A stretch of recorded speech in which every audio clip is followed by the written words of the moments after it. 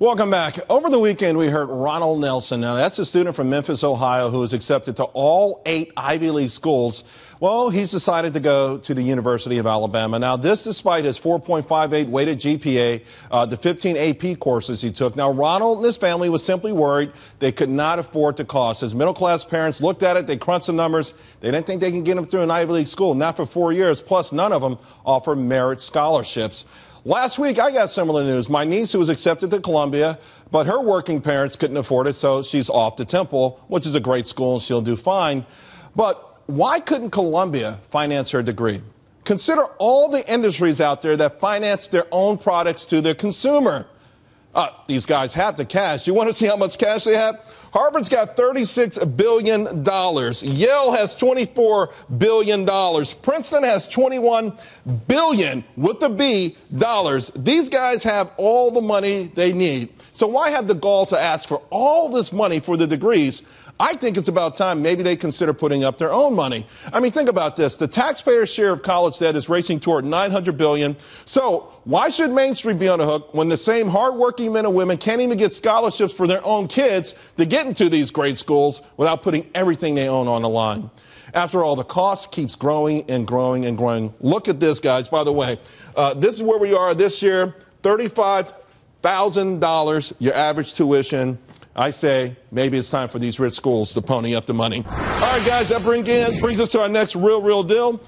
Jim, you know, if car companies can finance their cars, department stores can finance their department store stuff, why can't these colleges finance the degrees? Well, actually, I'm a veteran. You'll see I'm wearing my Wake Forest tie, and I put 4 kids through college. But the reality is the majority of kids are on scholarship. I think you'll see that the full pay students are who's paying for the scholarships? The point is, it's not the full pay. The full pay parents are paying for the scholarships, as are the endowment and the contributions to the endowment and the capital campaign. The point is, even though the majority are on some scholarship, it's not enough. You're still ending up with the record student debt. So whatever they're doing, their business model isn't what it should be to give the education they need to give and to help these kids. I think their business model is great as long as they can get Joe Blow to pay for it. I mean, this is what I don't get. You know, in this whole fair atmosphere where we're being told that successful people should pay for unsuccessful people. Well, what they're doing businesses should have to pay. Why can Harvard sit on $36 billion and kids can't go to the school? And what they're doing is they're pricing the full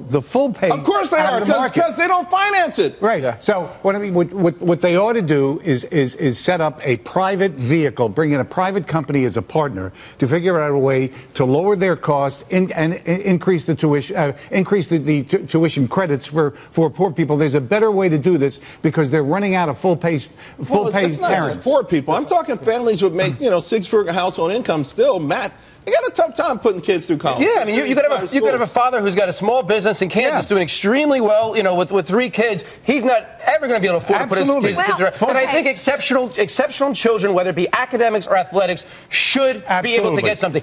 College is a privilege, though. Not everybody should be able to. It's a privilege, though. It's up to $65,000, these schools. Yes, and more, much more. So, Charles, you make a great point about securitization, about the banks. Why aren't these institutions, they're in every other business, they're in all sorts of ancillary businesses, why aren't they set up with some kind of banking system where they offer loans, and then they could even securitize a loan out, but still have some skin in the game?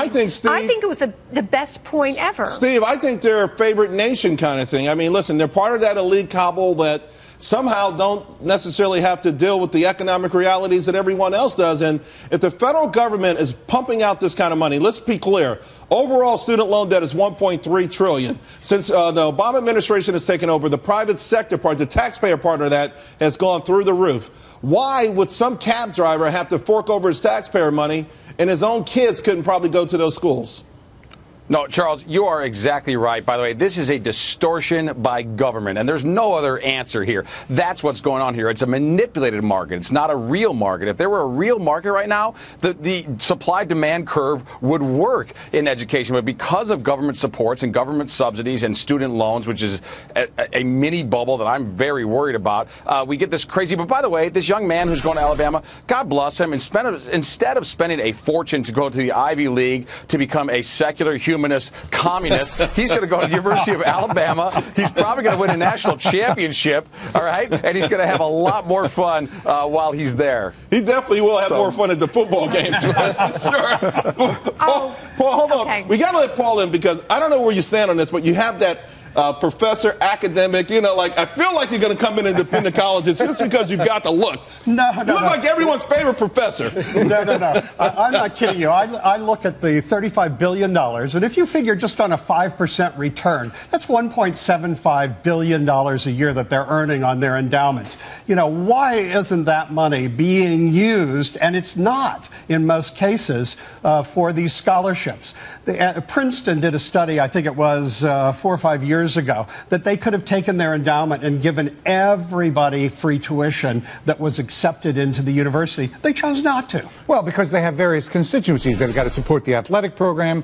They got to pay for the professors. So within the budgets, there are a lot of people competing for that money against the students who should get it. All right, guys.